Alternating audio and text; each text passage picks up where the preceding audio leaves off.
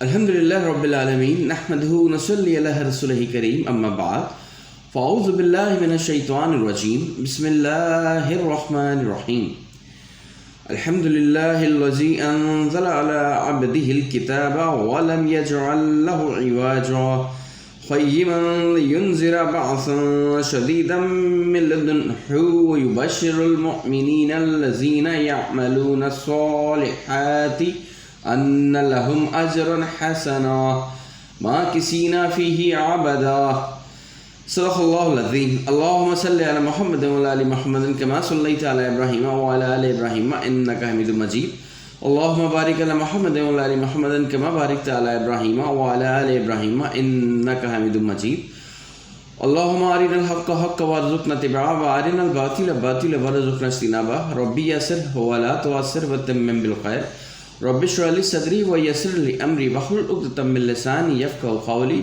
واجعل لي وزيرا من اهلي آمین یا رب العالمین۔ السلام علیکم ورحمۃ اللہ وبرکاتہ۔ ناظرین محترم، پروگرام معلومات قرآن میں خوش آمدید۔ الحمدللہ ہم سورۃ البنی اسرائیل کا مطالعہ کر رہے ہیں اور سورۃ البنی اسرائیل میں ہم 10ویں رکوع تک کا مطالعہ کر چکے ہیں۔ آج ہم انشاءاللہ تعالی جو آغاز کر رہے ہیں وہ سورۃ بنی اسرائیل کے 11ویں رکوع سے آغاز کر رہے ہیں، جس کا مفہوم ہے انسانوں کے لیے نمونہ انسان رسول ہی بن سکتا ہے۔ 11ویں رکوع میں یہ ارشاد باری تعالیٰ نقل ہوا ہے کہ اگر زمین پر فرشتے بس رہے ہوتے تو ہم کسی فرشتے کو رسول بنا کر بھیجتے۔ زمین پر انسان بس رہے ہیں اور ان کے لیے نمونہ انسان ہی ہو سکتا ہے۔ ایک ایسا رسول ہی لوگوں پر حجت پوری کر سکتا ہے جس میں تمام بشر کمزوریاں ہوں، لیکن وہ پھر بھی اللہ کے احکامات پر عمل کی مثال قائم کر کے دکھا دے۔ کامل عملی نمونہ دیکھنے کے باوجود بد نصیب حق کا انکار کریں گے تو اللہ انہیں روز قیامت اس طرح زندہ کرے گا کہ وہ ان اندھے، بہرے اور گونگے ہوں گے، پھر انہیں دھکتی ہوئی آگ میں داخل کر دیا جائے گا۔ اللہم اجرنی من النار، اللہم اجرنی من النار، اللہم اجرنی من النار۔ اللہ ہم سب کو آگ کے عذاب سے محفوظ فرمائے۔ یہاں پہ رکوع نمبر 12 کا آغاز ہوگا۔ عظیم اسرائیل یہود کا عظیم قبرستان بن جائے گا۔ 12ویں رکوع میں ذکر کیا گیا کہ اللہ نے حضرت موسیٰ علیہ السلام کو 9 نشانیوں کے ساتھ بھیجا۔ فرعون نے ان نشانیوں کو جادو قرار دیا۔ اللہ نے فرعون کو اس کے پورے لشکر سمیت غرق کر دیا۔ بنی اسرائیل سے کہا کہ تم زمین میں پھیل جاؤ، لیکن قرب قیامت تمہیں سمیٹ کر ایک جگہ جمع کر دیا جائے گا۔ آج یہودی سمیٹ کر اسرائیل میں جمع ہو رہے ہیں۔ وہ عظیم اسرائیل بنانا چاہتے ہیں، لیکن یہی مقام ان کا عظیم قبرستان بنے گا۔ حضرت عیسیٰ علیہ السلام کی آمد کے بعد یہ اسی طرح ہلاک ہوں گے جیسے سابقہ نافرمان قومیں اپنے رسول کے سامنے ہلاک ہوئی تھیں۔ یہ خبر اس قرآن کی ہے جو حق لے کر آیا ہے اور دنیا سے باطل کو مٹانے کے لیے نازل ہوا ہے۔ آخر میں فرمایا کہ تم اللہ کو اللہ کہو یا رحمان، جتنے بھی اچھے نام ہیں وہ سارے کے سارے اسی کے ہیں۔ اس اللہ کی حمد کرتے رہو جس کی کوئی اولاد نہیں، جس کا کوئی شریک نہیں اور جو ہر کمی سے پاک ہے۔ اس کی بڑائی کو ایسے نافذ کرو کہ جیسا کہ نافذ کرنے کا اس کا حق ہے۔ یہاں پہ سورۃ بنی اسرائیل کا مطالعہ جو ہے وہ مکمل ہوا ہے۔ اب ہم آغاز کریں گے سورۃ الکہف کا۔ سورۃ الکہف دجالی فتنہ یعنی دنیا پرستی کی مذمت۔ رکوع نمبر 1 پہ ذکر ہوا ہے دنیا کی حقیقت۔ رکوع نمبر 1 میں پہلے رکوع میں بیان کیا گیا کہ زمین پر جو کچھ بھی بنایا گیا ہے اس کے ذریعے دنیا کو سجایا گیا ہے اور بڑی زیب و زینت دی گئی ہے۔ اس دنیا میں بڑی کشمکش ہے اور یہ انسانوں کو اپنی طرف مائل کر رہی ہے۔ اب یہ انسانوں کو امتحان ہے کہ وہ دنیا کی چکا چوند میں کھو کر اللہ سے غافل ہو جاتے ہیں یا دنیا کی وقتی اور کم تر لذتوں کے بجائے آخرت کی دامی اور بہتر نعمتوں کو ترجیح دیتے ہیں۔ دنیا کا انجام یہ ہے کہ عنقریب فنا ہونے والی ہے۔ رکوع نمبر 2 میں ذکر ہوا ہے مشکل حالات میں صبر و استقامت کا امتحان۔ دوسرے رکوع میں اصحاب کہف کا ذکر ہے۔ اللہ نے انہیں ایسے مشکل امتحان سے گزارا کہ ان کے لیے ایمان کے ساتھ جینا ناممکن ہو گیا۔ انہوں نے صبر و استقامت کی اعلیٰ مثال قائم کر دی۔ بادشاہ وقت نے انہیں دھمکی دی کہ اگر تم توحید عقیدت سے باز نہ آئے تو رجم کر دیے جاؤ گے۔ انہوں نے اللہ سے درد مندی سے دعا کی کہ اے اللہ تو ہماری جان اور ایمان کی حفاظت فرما۔ اللہ نے ان کی سن لی، انہیں ظالموں کے شر سے محفوظ کر دیا اور ایک غار میں 300 برس سے کچھ زائد عرصہ تک سلائے رکھا۔ رکو نمبر 3، نیک لوگوں کے لیے دنیا میں انعام۔ تیسرے رکوع میں اصحاب کہف کے واقعے کی مزید تفصیل ہے کہ ان کے غار میں جانے کے بعد کافی عرصہ تک انہیں تلاش کیا جاتا رہا۔ آخر کار لوگوں کو یقین ہو گیا ہے کہ وہ حق پر تھے اور اللہ نے انہیں اپنی خصوصی حفاظت میں لے لیا ہے۔ ان کا ذکر خیر تاریخ میں محفوظ کر لیا گیا جب وہ تقریباً 300 سال بعد بیدار ہوئے اور شہر میں آئے تو اس وقت کے لوگوں نے ان کا وحلانہ استقبال کیا۔ جس غار میں وہ مقیم رہے تھے وہیں ان کی یادگار کی طور پر ایک مسجد بنا دی گئی۔ رکوع نمبر 4 میں ذکر ہوا ہے حق بیان کرو کوئی خوش ہو یا ناراض ہو۔ چوتھے رکوع میں یہ حقیقت بیان کی گئی ہے کہ مشکلات میں انسان کا سہارا اور سکون کا ذریعہ قرآن کریم ہے۔ نبی اکرم صلی اللہ علیہ وسلم کو تلقین کی گئی کہ آپ صلی اللہ علیہ وسلم قرآن کریم پڑھتے رہیں، مشرکین کا کوئی دباؤ قبول نہ کیجیے، ان کے مطالبہ پر فقراء صحابہ رضی اللہ عنہ کو اپنی قربت سے محروم نہ کیجیے، یہ اللہ کی رضا کے طلبگار ہیں اور صبح شام اللہ کا ذکر کرتے ہیں۔ اگر آپ صلی اللہ علیہ وسلم نے ان کے بجائے سرداران قریش کو اہمیت دی تو لوگ سمجھیں گے کہ آپ کو بھی دنیا کی چمک دمک زیادہ پسند ہے۔ یہ بھی اللہ کی طرف سے دنیا پرستی کی مذمت کا اسلوب ہے۔ آپ صلی اللہ علیہ وسلم حق بیان کرتے رہیں، جو حق کو قبول کرے گا اللہ اسے نوازے گا، جو حق کو قبول نہیں کرے گا اللہ اسے ذلیل کر دے گا۔ رکوع نمبر 5، اسباب پرستی کی مذمت۔ 5ویں رکوع میں اسباب پرستی کی نفی کے لیے ایک واقعہ بیان کیا گیا۔ ایک شخص کو اللہ نے انگور اور کھجور کے 2 باغات عطا کیے تھے۔ باغات کے درمیان ایک نہر جاری تھی، دونوں باغات بڑے سرسبز تھے اور خوب پھل لاتے تھے۔ وہ شخص ہر وقت ان باغات میں ہی مصروف رہتا تھا اور اللہ کی یاد سے غافل تھا۔ ایک دن اسے اس کے ایک ساتھی نے متوجہ کیا کہ کچھ اللہ کو بھی یاد کر لیا کرو، ان قریب یہ باغات فنا ہو جائیں گے اور قیامت آ جائے گی، کچھ قیامت کی تیاری کی بھی کوشش کرو۔ اس نے بڑی تکبر سے کہا کہ میرے باغات پر کبھی بھی زوال نہیں آ سکتا، میں نے ان باغات کی حفاظت کے لیے کھجور کی باڑ لگا دی ہیں، تیز آندھیاں میرے باغات کا کچھ نہیں بگاڑ سکتی، میں ایک نہر کھود کر باغات تک لے آیا ہوں، پانی کی کمی میرے باغات کو نہیں اجاڑ سکتی۔ گویا اس نے اسباب پر بھروسہ کیا اور اللہ کی پکڑ سے خود کو محفوظ سمجھا۔ اس کے ساتھ ہی نے کہا کہ یہ باغ تمہارے منصوبہ بندی کی وجہ سے نہیں بلکہ اللہ کے حکم سے قائم ہے، اللہ کا شکر ادا کرو ورنہ اللہ یہ نعمت چھین لے گا۔ ناشکری اور اسباب پرستی کی سزا ملی اور اس شخص کے باغات ایک آفت سے تباہ ہوئے۔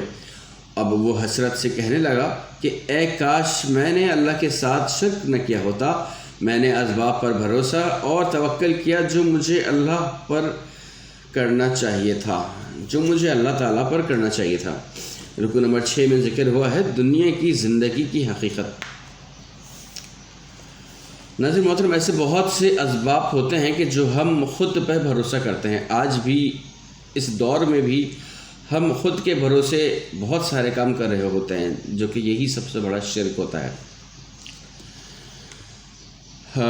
رکوع نمبر 6 میں ذکر ہوا ہے دنیا کی زندگی کی حقیقت۔ 6 رکوع میں دنیا کی زندگی کے لیے کھیتی کی مثال بیان کی گئی۔ آسمان سے پانی برستا ہے، پانی کے ساتھ سبزہ مل کر کھیتی کی صورت اختیار کرتا ہے، رفتہ رفتہ کھیتی عروج پر آتی ہے، پھر زرد پڑتی ہے، خشک ہو جاتی ہے اور چورا چورا ہو کر زمین میں مل جاتی ہے۔ اسی طرح سے انسان کی زندگی کا بھی ایک دورانیہ ہے جو روح اور جسم ملتے ہیں۔ انسان پیدا ہو کر دنیا میں آتا ہے، جوانی کی عروج کو پہنچتا ہے، پھر بوڑھا ہوتا ہے اور وفات کے پا کر سپرد خاک ہو جاتا ہے۔ مال اور بیٹے تو دنیا کی زندگی کی زینت ہیں اور یہی رہ جاتے ہیں، باقی رہنے والی ساتھ جانے والی نیکیاں ہیں۔ اللہ ہمیں نیکیوں کی توفیق عطا فرمائے، آمین یا رب العالمین۔ قیامت کے دن جب دنیا دار انسان اپنا نام اعمال دیکھے گا تو خوف سے لرزے گا، کہے گا کہ یہ کیسا نام اعمال ہے، کوئی چھوٹی یا بڑی بات ایسی نہیں ہے جو اس میں درج نہ ہو۔ اللہ ہمیں اس روز کی رسوائی سے محفوظ فرمائے، آمین یا رب العالمین۔ ناظرین محترم، دنیا میں ہی ہم نے جو ہے وہ کیمرے کا سلسلہ تو دیکھ ہی لیا ہے۔ آپ ایک کیمرہ کہیں پہ بھی رکھیں اور اس کی ریکارڈنگ کریں اور اس کو پھر بعد میں دیکھیں تو آپ کو بھی اندازہ ہوگا کہ میں نے کیا کیا۔ تو اس بات سے اندازہ لگا لیجیے کہ جو اللہ تعالیٰ کا کیمرہ ہوگا وہ کتنا اسٹرانگ ہوگا۔ چیزیں آپ بھول جائیں گے، لیکن جب اللہ تعالیٰ روز قیامت آپ کو دکھائے گا تو پھر آپ کو یاد آئے گا کہ یہ میں نے کیا کیا۔ اللہ تعالیٰ ہمیں اس روز کی رسوائی سے محفوظ فرمائے، آمین۔ رکن نمبر 7 میں ذکر ہوا ہے شیطانوں کی پیروی کا بہت برا انجام ہوگا۔ 7ویں رکوع میں قصہ آدم ابلیس کا بیان ہے۔ ابلیس جنات میں سے تھا، اللہ نے اسے حکم دیا کہ حضرت آدم علیہ السلام کو سجدہ کرو۔ اس نے اللہ کے حکم کو توڑ دیا اور بغاوت کی کہ روش کا آغاز کیا۔ اب اس کی صبری اور معنوی اولاد ہے جو یہ باغیانہ روش اختیار کیے ہوئے ہے۔ افسوس یہ ہے کہ انسانوں کی اکثریت اللہ کے بجائے اولاد ابلیس کی اطاعت کرتی ہے۔ ان شیطانوں کا کائنات کے بنانے میں، یہ کائنات کے چلانے میں کوئی حصہ نہیں، لیکن دنیا میں اکثر لوگ ان کی پیروی کر رہے ہیں۔ روز قیامت یہ ظالم اپنے اس طرز عمل کی شدید سزا پا کر رہیں گے۔ ہمیں بھی غور کر لینا چاہیے کہ یہاں پہ ہمیں اپنا احتساب خود کرنا چاہیے کہ ہمارا اس دنیا میں طرز عمل کیا ہے۔ قیامت والے دن ہم کہیں ایسا تو نہیں کہ اللہ تعالیٰ کے ہاں شرمندہ ہو۔ قرآن مجید کھول کھول کے آیتیں اپنی بیان کر رہی ہے کہ شیطان تمہارا بدترین دشمن ہے اور جو لوگ اس کے بہکاوے میں آئیں گے وہ سزا پا کر ہی رہیں گے۔ اللہ تعالیٰ ہمیں اس دن کی سزا پانے سے محفوظ فرمائے، آمین۔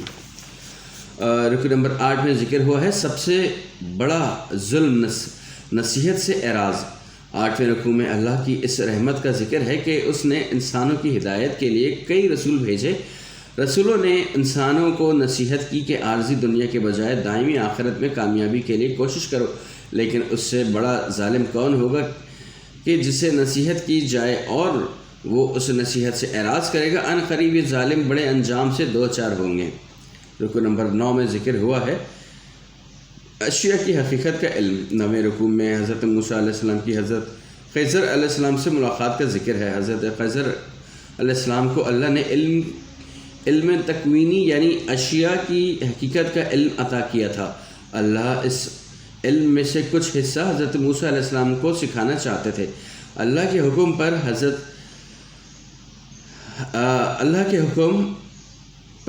موسیٰ علیہ السلام حضرت خضر علیہ السلام سے ملاقات کے لیے تشریف لے گئے۔ حضرت خضر علیہ السلام نے فرمایا کہ آپ میرے ساتھ چلیے، البتہ جب کوئی معاملہ دیکھیں تو اس کے بارے میں کوئی سوال نہ پوچھیں گا جب تک میں خود آپ کو اس کی حقیقت نہ بتا دوں۔ یہاں پہ ناظرین محترم 15واں پارہ جو ہے وہ مکمل ہوا ہے اور اب ہم آغاز کر رہے ہیں 16ویں پارے سے۔ 16ویں پارے میں سورۃ کہف کے آخری 3 رکوع اور سورہ مریم مکمل اور سورہ طٰہٰ مکمل شامل ہیں۔ سورہ مریم 6 رکوع اور سورہ طٰہٰ 8 رکوع پر مشتمل ہیں۔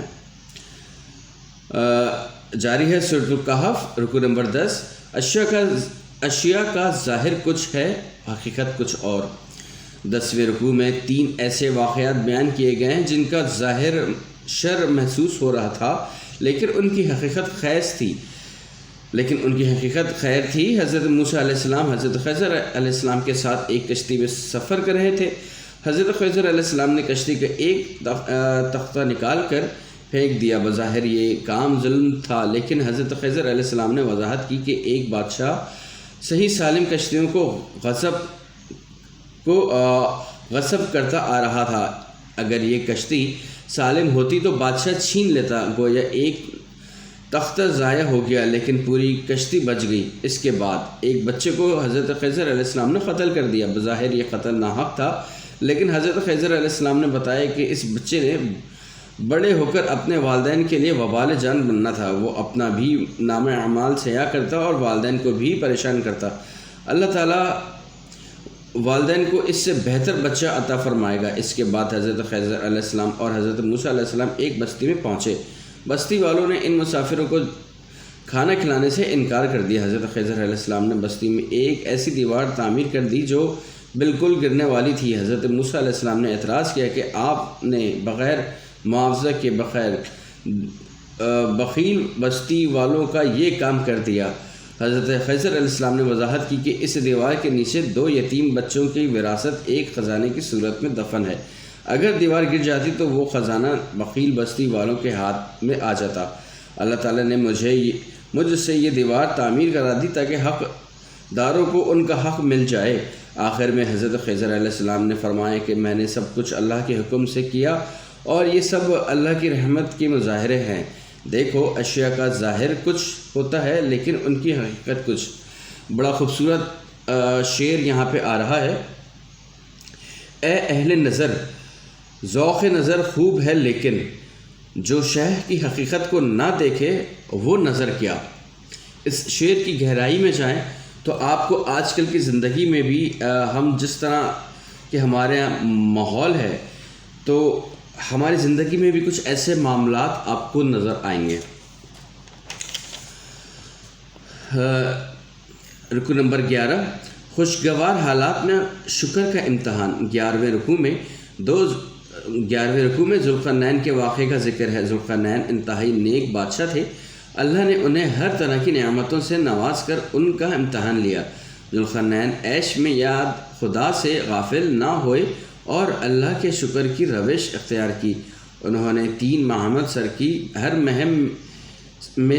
مہم میں جب کسی علاقے پر قبضہ کیا تو لوگوں سے یہی کہا کہ اگر تم نیک رہو گے تو ہم تمہارے ساتھ نرمی کریں گے، اگر تم اللہ کی نافرمانی کرو گے تو ہم بھی سختی کریں گے اور اللہ بھی تمہیں سخت عذاب دے گا۔ رکوع نمبر 12، سب سے زیادہ خسارے میں کون ہے؟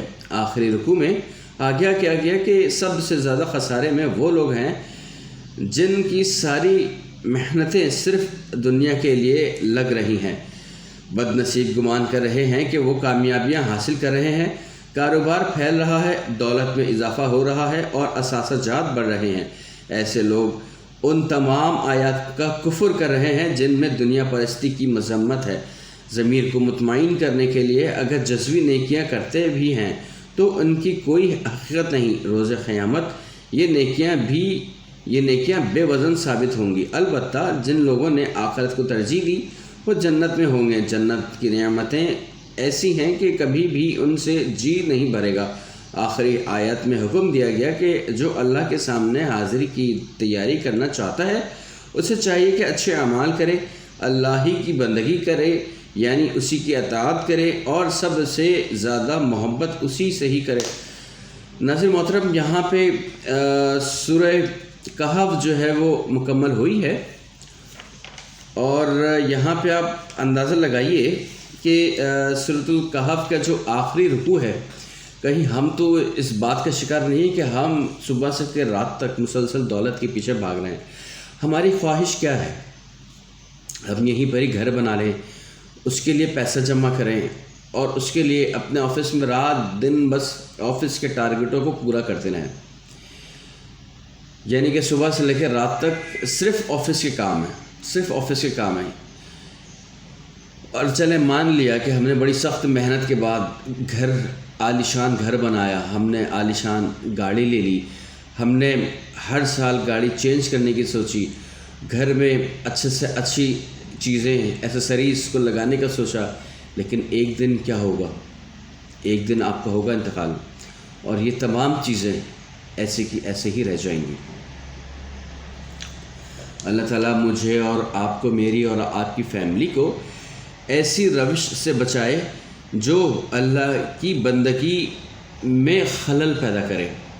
آمین یا رب العالمین۔ اللہ کی ہی بندگی کرے، یعنی اس کی اطاعت کرے اور سب سے زیادہ محبت اسی سے کرے۔ اللہ مجھے اور آپ کے گھر والوں کو یہ موقع عطا فرمائے۔ کہ ہم بھی اللہ کی بندگی زیادہ سے زیادہ کریں اور اللہ ہی سے محبت کریں بجائے دنیا کے مال و دولت اور عیش و آرام سے۔ سورۃ المریم انبیاء کرام علیہ السلام کا روح پر ذکر۔ رکو نمبر 1 میں انسان اللہ سے مانگ کر کبھی محروم نہیں رہتا۔ پہلے رکوع میں حضرت زکریا علیہ السلام کی دعا کا ذکر ہے۔ انہوں نے غرض کی کہ اے میرے رب، میں آپ سے مانگ کر کبھی محروم نہیں رہا۔ میں بوڑھا ہو چکا ہوں اور میری کوئی اولاد نہیں ہے۔ میرے رشتہ داروں میں سے کوئی ایسا نظر نہیں آتا جو میرے بعد خدمت دین کی مشن کو جاری رکھے۔ میری بیوی بانجھ ہے، مجھے اپنے پاس سے ایسا بیٹا عطا فرما جو دین کی خدمت کرتا رہے۔ اللہ نے یہ پاکیزہ دعا قبول کی اور معجزانہ طور پر انہیں حضرت یحییٰ جیسا بیٹا عطا فرمایا، ایسا بیٹا جو بے حد پارسا، والدین سے حسن سلوک کرنے والا، انتہائی نرم مزاج اور گرمی سے دین کی خدمت کرنے والا تھا۔ ناظرین محترم، یہاں پہ ہمیں بھی حضرت زکریا علیہ السلام کی دعا سے سیکھنا چاہیے۔ جو میرے بھائی بہن، خاص طور پہ میں بھائی کی بات کروں گا، جو میرے مسلمان بھائی جو بے اولاد ہیں، یہاں پہ حضرت زکریا علیہ السلام کی دعا بھی ہے، اور غالباً سورۃ العمران میں بھی ہم ذکر کر کے آ چکے ہیں حضرت زکریا علیہ السلام کی دعا۔ قال ربی هب لی من لدنک ذریۃ طیبۃ انک سمیع الدعاء۔ یہ میرے ان بھائی کے لیے جو مسلمان بھائی جو ابھی تک بے اولاد ہیں، وہ ضرور یہ دعا مسلسل کرتے رہیں۔ انشاءاللہ تعالی اللہ کی پاک ذات سے نا امید نہ رہیں اور اللہ ہی سے ہی امید رکھیں، انشاءاللہ تعالی بہتر ہوگا۔ رکوع نمبر 2 میں ذکر ہے حضرت عیسیٰ علیہ السلام کی معجزانہ ولادت۔ دوسرے رکوع میں حضرت عیسیٰ علیہ السلام کی معجزانہ ولادت کا ذکر ہے۔ حضرت مریم کے پاس ایک فرشتہ آیا اور انہیں بشارت دی کہ اللہ آپ کو بیٹا عطا کرے گا۔ انہوں نے پوچھا کہ میرے ہاں بیٹا کیسے پیدا ہوگا جبکہ مجھے تو کسی مرد نے چھوا تک نہیں۔ جواب دیا گیا کہ اللہ سب کچھ کر سکتا ہے، اسباب اس کے پابند ہیں، وہ اسباب کا پابند نہیں ہے۔ جب حضرت مریم علیہ السلام کے ہاں حضرت عیسیٰ علیہ السلام کی ولادت ہوئی تو وہ انتہائی پریشان تھیں کہ لوگوں کو کیسے مطمئن کریں گی۔ ایک بار پھر فرشتے نے آ کر کہا کہ جب لوگ پوچھیں تو خاموشی رہیے گا اور بچے کی طرف اشارہ کر دیجیے گا۔ جب وہ بچے کو لے کر اپنی قوم کے پاس آئیں تو قوم ان کی گود میں بچہ دیکھ کر بڑی حیران ہوئی۔ ایسے میں حضرت عیسیٰ علیہ السلام اپنی ماں کی گود سے پکار اٹھے، بے شک میں اللہ کا بندہ ہوں، اس نے مجھے کتاب دی ہے اور نبی بنایا ہے۔ یہ ہیں حضرت عیسیٰ علیہ السلام اور یہ ہے ان کا مقام عظیم۔ وہ ہرگز معبود نہیں ہیں بلکہ اللہ کے بندے ہیں۔ لوگوں نے بلا دلیل اختلاف کیا اور انہیں معبود بنا دیا۔ اس اختلاف کا نتیجہ قیامت کے دن ظاہر ہو جائے گا۔ اللہ اس روز ہمیں اہل حق میں شامل فرمائے، آمین۔ رکوع نمبر 3، حضرت ابراہیم علیہ السلام کی والد کو درمندانہ اور حکیمانہ تبلیغ۔ تیسرے رکوع میں حضرت ابراہیم علیہ السلام کا اپنے والد کو بڑے حکمانہ اسلوب میں دعوت دینے کا ذکر ہے۔ ان کا اندازہ نرم اور دل سوز تھا، لیکن موقف سخت۔ اپنے والد سے کہا کہ اے ابا جان، کیوں عبادت کرتے ہیں ان بتوں کی جو نہ سنتے ہیں، نہ دیکھتے ہیں اور نہ نفع نقصان پہنچانے کا اختیار رکھتے ہیں؟ میری پیروی کیجیے، میں آپ کو اللہ کی توفیق سے سیدھی راہ کی طرف لے جاؤں گا۔ اگر آپ نے ایسا نہ کیا تو شیطان کے ساتھی قرار پائیں گے اور اس کے ساتھ برے انجام سے دوچار ہوں گے۔ والد نے غصے میں کہا کہ اے ابراہیم، میرے گھر سے نکل جاؤ ورنہ میں تمہیں سنسار کر دوں گا۔ حضرت ابراہیم علیہ السلام سلام کہہ کر گھر سے نکل گئے۔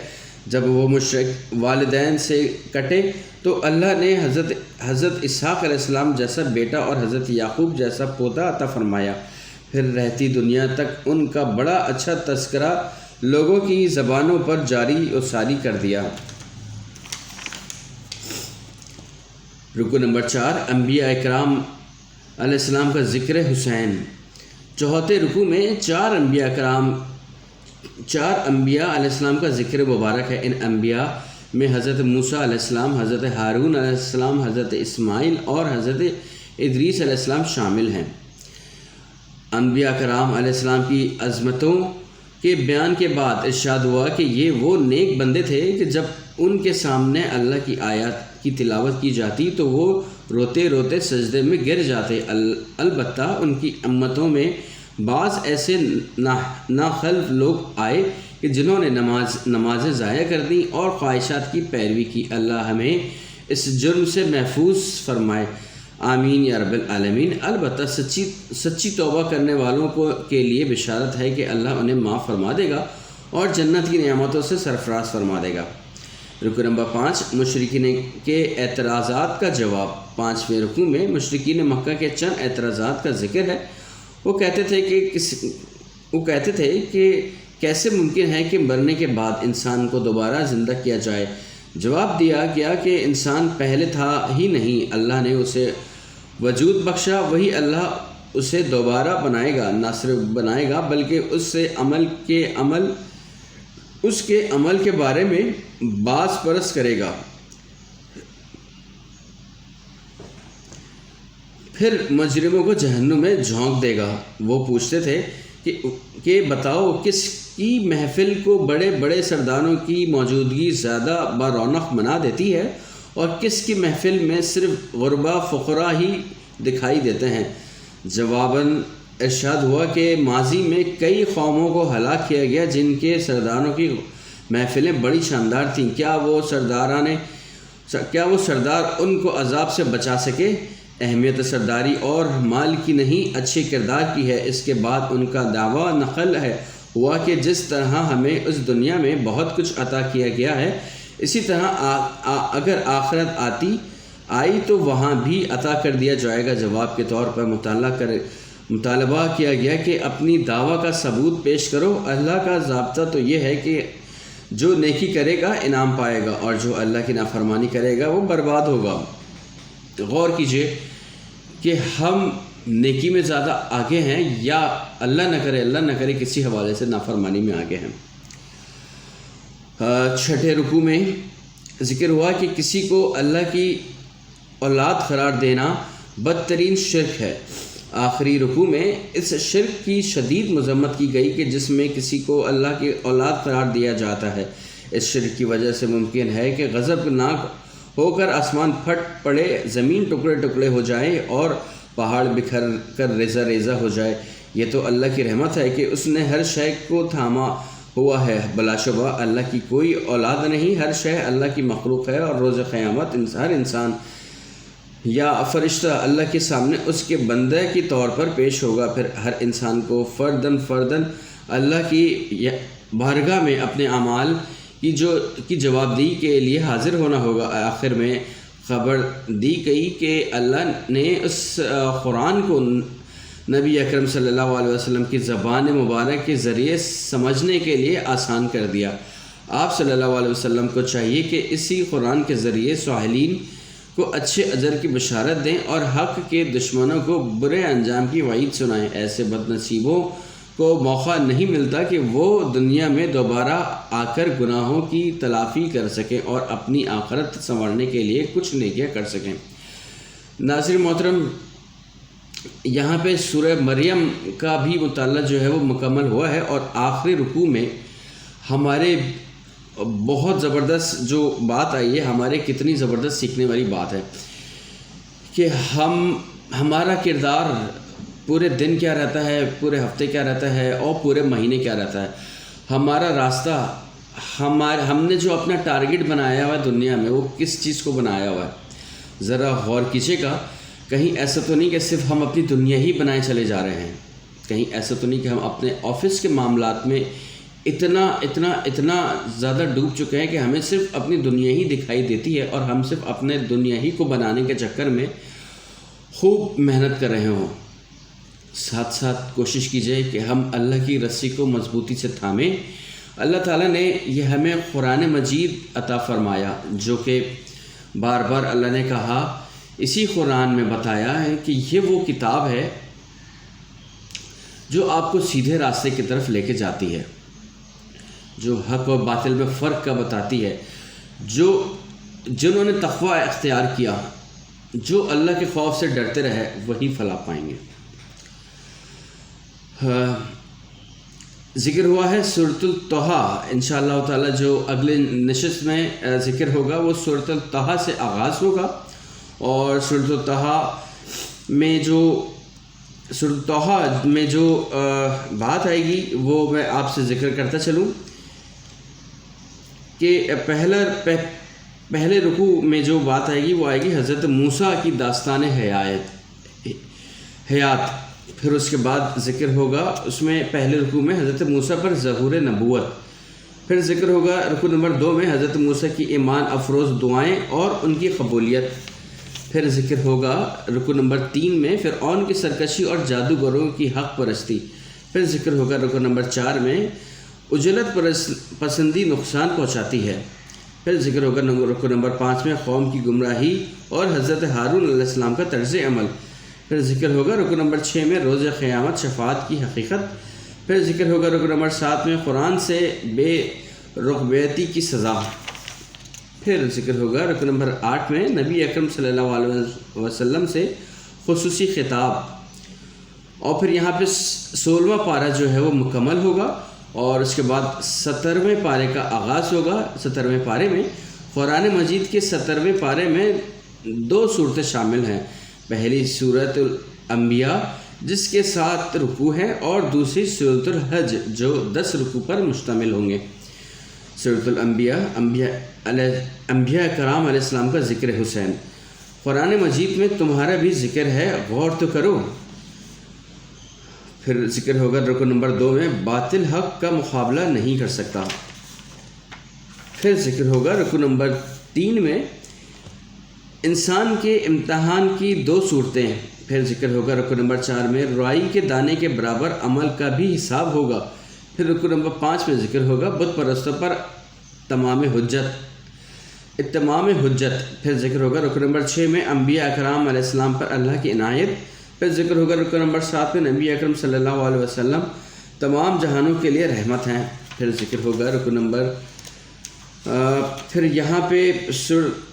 پھر ذکر ہوگا رکوع نمبر 7 نبی اکرم صلی اللہ علیہ وسلم تمام جہانوں کے لیے رحمت ہیں، اور یہاں پہ مکمل ہوگا سورۃ الانبیاء کا مطالعہ، پھر آغاز ہوگا سورۃ الحج سے جس میں باطل تصورات کی زوردار نفی کی گئی ہے۔